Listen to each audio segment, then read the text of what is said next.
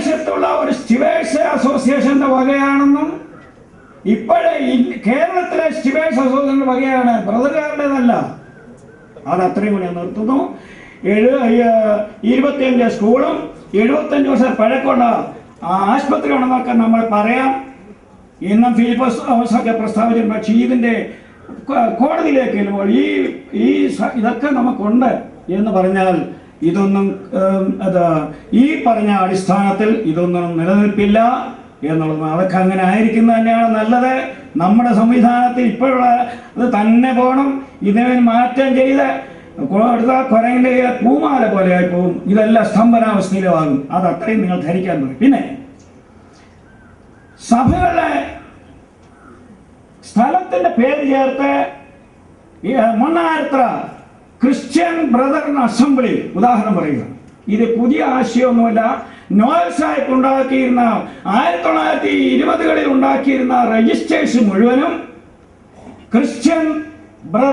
Christians known as brother എന്നുള്ള റെക്കോർഡാണ് ഉണ്ടാക്കിയിരുന്നത്.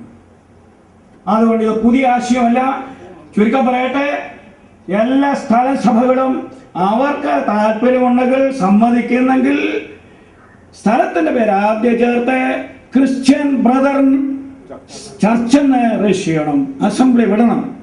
മറ്റൊന്ന്, അത്യാവശ്യം അടിയന്തര ഘട്ടങ്ങളിൽ അടുത്ത സമയം നമ്മൾ അഭിമുഖീകരിച്ച പല പ്രശ്നങ്ങളുള്ള ബന്ധത്തിൽ വളരെ അടിയന്തരമായി ഈ കാര്യങ്ങൾ കൈത്താങ്ങാൻ അവൻ ആരുമില്ല എന്നുള്ള സ്ഥിതി വരാതെ അടിയന്തരമായി ഒരു സഹോദരൻ വളരെ ശക്തിയായിട്ട് പറഞ്ഞത്, സാക്ഷ്യമുള്ളവര് സ്ഥലസഭകളിൽ സജീവമായ ബന്ധമുള്ളവരായിരിക്കണമെന്ന് സാർ പറയണമെന്ന് പറഞ്ഞാൽ പറയാമെന്ന് ഏറ്റിട്ടുമുണ്ട്. അതുകൊണ്ട് കമ്മിറ്റിയിൽ ആരെങ്കിലും തുരിതരാന്ന് കുറച്ചുകൂടെ പേര് പറഞ്ഞ് കമ്മിറ്റി, ഇപ്പോഴത്തെ അഡ്ഹോക് കമ്മിറ്റിയും അതുപോലെ തന്നെ ആക്ഷൻ കമ്മിറ്റിയും ഒക്കെ ഇതോടെ അവസാനിപ്പിച്ച് കഴിവും പ്രാപ്തിയുള്ള ആളുകളെ തെരഞ്ഞെടുക്കണം. എൻ്റെ പേര് പറഞ്ഞു, ഞാൻ പറഞ്ഞു, എൻ്റെ പ്രായം കഴിഞ്ഞു, അങ്ങനെയുള്ളവരെ അഡ്വൈസറി കമ്മിറ്റിയായിട്ട് ഇരിക്കുന്നത് എനിക്ക് വിരോധമില്ല. പിന്നെ രജിസ്റ്റർ ചെയ്യണം. ജനന മരണ രജിസ്റ്റർ ഞങ്ങളുടെ അസംബ്ലി പണ്ട് തൊട്ടേ ഉണ്ട്. അതുകൊണ്ട് ഞാൻ അതാ പറയുന്നത്, ഇല്ലാത്തടത്ത് ഉണ്ടായിരിക്കുന്നത് വളരെ ആവശ്യവുമാണ്. നമ്മൾ ഇങ്ങനെയുള്ള സന്ദർഭങ്ങളിൽ ഓരോ പ്രശ്നങ്ങൾ അഭിമുഖീകരിക്കുമ്പോൾ അവിടെ ഇവിടെയും ഓടി നടക്കാതെ ഈ കാര്യങ്ങളൊക്കെ ചെയ്താൽ ഏറ്റവും നന്നായിരിക്കും. റാമിലെ സഹോദരന്മാരെ ഏക അഭിപ്രായം ഇതാണ് അന്ന് നിങ്ങളെ അറിയിച്ചുകൊണ്ടിരുന്നത്. കൊട്ടാരക്കര, അതിനുശേഷം തിരുവല്ല. എൻ്റെ പേര് തോമസ്, KM തോമസ് എന്നാണ്. TM ചർച്ചിൽ കൂടി വരുന്നു. ഞങ്ങൾ തിരുവല്ലയിലെ 6 സഭകളിൽ നിന്നുള്ള 23 പ്രതിനിധികൾ ഞങ്ങളുടെ ഗ്രൂപ്പിലുണ്ടായിരുന്നു. ക്വസ്റ്റ്യനിൽ പറഞ്ഞിരിക്കുന്ന 6 വിഷയങ്ങളിലും എല്ലാവരും പോസിറ്റീവാണ്, യെസ് എന്നുള്ള ആൻസറാണ് തന്നിരിക്കുന്നത്. എന്നാൽ 1-2 ചെറിയ സജഷൻസ് പറഞ്ഞിട്ടുണ്ട്. അത് ഞാൻ പൊതുസഭയുടെ അറിവിലേക്ക് പറയട്ടെ. ഒന്ന്, നമ്മുടെ സഭാകളും വസ്തുക്കളും സ്റ്റിവാർഡിൻ്റെ പേരിൽ ആക്കുന്നത്, അതിൻ്റെ ആവശ്യം, അതിൻ്റെ പ്രയോജനം സഭാ മെമ്പേഴ്സിനെ അറിയിക്കേണ്ട ആവശ്യമുണ്ട് എന്ന കാര്യം പല സഹോദരന്മാരും പോയിന്റ് ഔട്ട് ചെയ്യുകയുണ്ടായി. പല പ്രോപ്പർട്ടികളും സ്റ്റിവാർഡിൻ്റെ പേരിൽ അല്ലാത്ത രീതിയിലാണ് ഇപ്പോൾ ഉള്ളത്. മറ്റൊന്ന്, പ്രാർത്ഥനയുടെ പ്രാധാന്യം പലരും എടുത്തു കാണിക്കുന്നുണ്ടായി. ഒക്ടോബർ 22-ാം തീയതി നമ്മൾ പ്രാർത്ഥനയ്ക്കായി കൂടുന്നുണ്ട്, നല്ല കാര്യം. എന്നാൽ അത് പോരാ. നമ്മുടെ സഭയിൽ പ്രശ്നങ്ങളുണ്ടാകുമ്പോൾ അത് മറ്റുള്ളവരെ അറിയിക്കുകയും പ്രാർത്ഥനയ്ക്കായിട്ട് പ്രത്യേകം കൂടി ആ വിഷയങ്ങൾ ഓർത്ത് പ്രാർത്ഥിക്കുകയും ചെയ്യുന്നത് നന്നായിരിക്കുമെന്ന് ഓർപ്പിച്ചിട്ടുണ്ട്. മറ്റു കാര്യങ്ങളിൽ പൊതുവായിട്ട് മറ്റു വിഷയങ്ങളൊന്നും അവിടെ ചർച്ച ചെയ്യുന്നുണ്ടായിട്ടില്ല എന്ന് പ്രത്യേകം ഓർപ്പിക്കുന്നു. അങ്കമാലിയിൽ നിന്ന് EM വർക്കി, ടൗൺ അസംബ്ലിയിൽ നിന്ന് ആണ് ഞാൻ വന്നിട്ടുള്ളത്.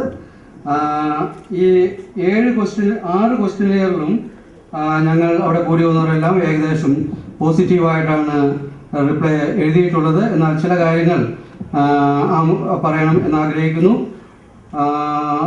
ഒന്ന്, സഭകളെ ബാധിക്കുന്ന പ്രശ്നങ്ങളിൽ ഇടപെടുവാനായിട്ട് നിയമപ്രശ്നങ്ങൾക്ക് വേണ്ടി ഇടപെടുവാൻ മാത്രം, എന്നാൽ സഭാ പ്രശ്നങ്ങളിൽ ഇടപെടാത്ത, ഉപദേശ വിഷയങ്ങളിൽ ഇടപെടാത്ത ഒരു കമ്മിറ്റി ഉണ്ടായിരിക്കേണ്ടുന്നത് നല്ല കാര്യമാണ്. 2, ആനുകാലികമായി പുറമേ നിന്നുള്ള പ്രശ്നങ്ങളിൽ ഇടപെടാൻ ഈ കമ്മിറ്റിക്ക് സാധിക്കാവുന്നതാണ്. ഇതിന് ഒരു ഓഫീസ് ഉണ്ടായിരിക്കുന്നത് നല്ലതാണ്. എന്നാൽ ഒരു പെയ്ഡ് സെക്രട്ടറി ഉണ്ടായിരിക്കുന്നത് നല്ലതാണ്. കാരണം പെയ്ഡ് സെക്രട്ടറി ആവുമ്പോൾ ആ കമ്മിറ്റിയുടെ തീരുമാനങ്ങൾ നടപ്പാക്കുവാൻ ബാധ്യസ്ഥനാണ്. അല്ലാത്തവരാണെങ്കിൽ എല്ലാവരും സ്വന്തമായിട്ടുള്ള തീരുമാനങ്ങൾ നടപ്പാക്കുവാനായിട്ട് ബന്ധപ്പെടുവാൻ സാധ്യതയുണ്ട്. പെയ്ഡ് സെക്രട്ടറിക്ക് അത് സാധിക്കുകയില്ലല്ലോ. സഭയുടെ പേര് പൊതുവെ പറഞ്ഞ പോലെ ബ്രദറൻ ക്രിസ്ത്യൻ ചർച്ച് എന്ന് വെക്കുന്നതാണ് നല്ലത്. അതുപോലെ നമ്മൾ സൂക്ഷിക്കേണ്ടുന്ന വിവാഹ മരണ ബാപ്റ്റിസം രജിസ്റ്ററുകൾ ഒരു പൊതു സ്വഭാവം ഉണ്ടായിരിക്കുന്നത് നല്ലതാണ്. അതിന് എല്ലാ സഭകളിലും ഉപയോഗിക്കത്തക്ക രീതിയിൽ ഒരു രജിസ്റ്ററിൻ്റെ ഫോമുകൾ ഉണ്ടായിരിക്കുന്നത് നല്ലതായിരിക്കും. അത് ചിന്തിക്കാവുന്ന ഒരു വിഷയമാണ്. അതുപോലെ തന്നെ നാം അറിയുന്ന പോലെ അടുത്ത് ഒരു സെൻസസ് ഇവിടെ വരുവാൻ പോകുന്നുണ്ട്. ആ സെൻസസിൽ നമ്മളുടെ എല്ലാ ഭവനങ്ങളും നമ്മൾ ഓരോ വ്യക്തികളും ബ്രദറൻ ക്രിസ്ത്യൻ എന്ന് രേഖപ്പെടുത്തുവാനായിട്ട് നമ്മളുടെ സഭകൾ അങ്ങനെയുള്ള എല്ലാ വ്യക്തികളെയും കുടുംബങ്ങളെയും ബോധ്യപ്പെടുത്തേണ്ട ഒരു ആവശ്യമാണ്. ഇപ്പോൾ 1931 സെൻസസിൽ ബ്രദർ മിഷൻ എന്ന് പറഞ്ഞിട്ടുണ്ട്.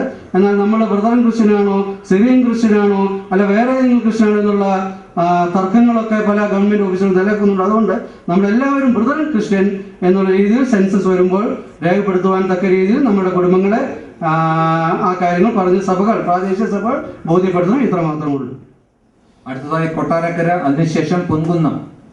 ദൈവനാമത്തിന് മഹത്വമുണ്ടാകട്ടെ. ഇവിടെ ഉന്നയിക്കപ്പെട്ടിരിക്കുന്ന 6 ചോദ്യങ്ങൾക്കും കൊട്ടാരക്കര ഭാഗത്തു നിന്ന് കടന്നു വന്നവരുടെ ഉത്തരം ഐകകണ്ഠേനയാണ്. എല്ലാവരും ഉവ് വേണം എന്ന ആശയത്തിൽ ഉത്തരം നൽകിയിട്ടുണ്ട് എന്നുള്ള കാര്യം പ്രത്യേകം ഓർപ്പിക്കുന്നു. അതിനോട് പിന്നീടൊന്നും കൂട്ടിച്ചേർക്കുന്നില്ല.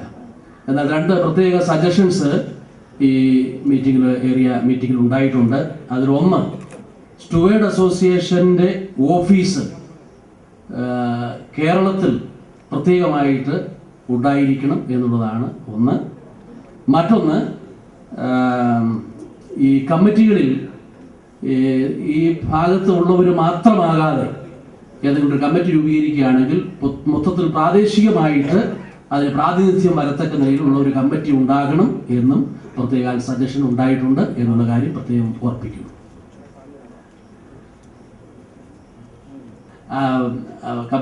ഓഫീസ് എന്നുള്ളതല്ല പ്രത്യേകമായിട്ട് പറഞ്ഞത്, അതിൻ്റെ ഒരു ആസ്ഥാനം തന്നെ കേരളത്തിൽ ഉണ്ടാകണം എന്നുള്ളതാണ് എന്ന് പ്രത്യേകം തിരുത്തുന്നു. പൊൻകുന്നം, അതിനുശേഷം ഇടുക്കി. എനിക്ക് ആദ്യമായിട്ട് പറയാനുള്ള ഇങ്ങനെയുള്ള സൗഹൃദ സമ്മേളനങ്ങൾ നടത്തേണ്ടത് വളരെ ആവശ്യമാണ് എന്നതാണ്. ഇങ്ങനെയൊരു അങ്കമാലി പ്രശ്നം കൊണ്ടാണ് കേരളത്തിൽ പൗരകാരെ പറ്റി മറ്റുള്ളവർ അറിയാൻ തുടങ്ങിയത്. ഞങ്ങളുടെ കാഞ്ഞിരപ്പള്ളി പ്രദേശത്ത് ഇന്നലെ കത്തോലിക്ക കോൺഗ്രസിന്റെ പ്രസിഡന്റ് MD ജോസഫ് അഡ്വക്കേറ്റ് എന്നെ വിളിച്ച് ചോദിച്ചു, ജോസഫ് മാത്യു, എന്താ നിങ്ങളുടെ പ്രശ്നം? ഈ പ്രശ്നം ഇപ്പൊ മനസ്സിലായത് ഇവിടെ ആദ്യത്തെ 2-3 മുഖവര പ്രസംഗങ്ങളുണ്ടാ, മുഴുവനായിട്ട് അറിയത്തില്ല. ഞങ്ങളുടെ കുടുംബയോഗത്തിന്റെ വാർഷിക സമ്മേളനം, ഞാൻ അധ്യക്ഷനാണ്, പ്രസിഡന്റ്. അപ്പോൾ ആരാണ്ട് എന്നോട് ചോദിച്ചു, ബ്രദറുകാരെ ഗവൺമെന്റ് അംഗീകരിച്ചിട്ടില്ലല്ലോ. ഞാൻ പറഞ്ഞു, യേശു ക്രിസ്തുവിനെയും ദൈവം അവർ അംഗീകരിച്ചില്ലല്ലോ, സർക്കാർ അംഗീകരിച്ചില്ല എന്ന് പറയുന്നുണ്ട്. ഇതിന്റെ അകത്തുള്ള കാര്യമേ പറയാനുള്ളത്. അധ്യക്ഷൻ വളരെ മാന്യമായിട്ട് നിയന്ത്രിക്കുന്നതുകൊണ്ടാണ് പറയുന്നത്. ഒന്ന്, രജിസ്ട്രേഷൻ സംബന്ധിച്ചാണ് എനിക്ക് ആദ്യമായിട്ട് പറയാനുള്ളത്. ഈ രജിസ്റ്റർ ചെയ്യണമെന്ന് എന്നതായി പറയുന്നത്? രജിസ്റ്റർ ചെയ്യണം. ചെല്ല് പറയുന്നത് പഞ്ചായത്ത് രജിസ്റ്റർ ചെയ്യണം, ചെല്ല് പറയുന്നത് വില്ലേജ്, അവിടെ എല്ലാം രജിസ്റ്റർ ചെയ്യണം. Travancore Cochin scientific literature charitable societies act അനുസരിച്ച് രജിസ്റ്റർ ചെയ്യണം. അങ്ങനെ രജിസ്ട്രേഷന് യാതൊരു അമെന്റ്മെന്റും ഉണ്ടായിട്ടില്ല. സന്തോഷ് മാധവന്റെ വന്നപ്പോൾ മനോരമയൊക്കെ എഴുതി, അതാണ് ഒന്നും വന്നിട്ടില്ല. ആ ആക്ട് ഇന്നും നിലനിൽക്കുക. ഞാൻ ആ ആക്ട് അനുസരിച്ച് രജിസ്റ്റർ ചെയ്ത് അതിൽ ഏകീകൃത രൂപവും സ്വഭാവവും ഈ അഡ്വോക്ക് കമ്മിറ്റി എങ്കിൽ അഡ്വോക്ക് കമ്മിറ്റി അല്ലെങ്കിൽ തിരഞ്ഞെടുക്കുന്ന കമ്മിറ്റി കൊടുക്കണം. അതനുസരിച്ച് ബൈലോ ഉണ്ടാക്കണം. 7 അംഗങ്ങൾ മതി ബൈലോ ഉണ്ടായാലും ഇത് വലിയ പേടിക്കേണ്ട കാര്യമൊന്നുമില്ല. വർഷം തോറും കണക്ക് കൊടുക്കണം, അതിനും പേടിക്കേണ്ട കാര്യമില്ല. 1 ലക്ഷത്തിനകം പണമാണെങ്കിൽ ഇന്റേണൽ ഓഡിറ്റർ മാത്രം മതി. വാസ്തവത്തിൽ അത് ചെയ്യേണ്ടത് വളരെ അത്യാവശ്യമാണ് ബ്രദറുകാരെ സംബന്ധിച്ച്. പിന്നെ എനിക്കൊരു നിർദ്ദേശം, ഈ പറഞ്ഞ കാര്യങ്ങൾ മുഴുവൻ ആദ്യത്തെ തത്വത്തെ ഞങ്ങൾ അംഗീകരിച്ചിട്ടുണ്ട്. പിന്നെ എനിക്ക് പറയാനുള്ളത്,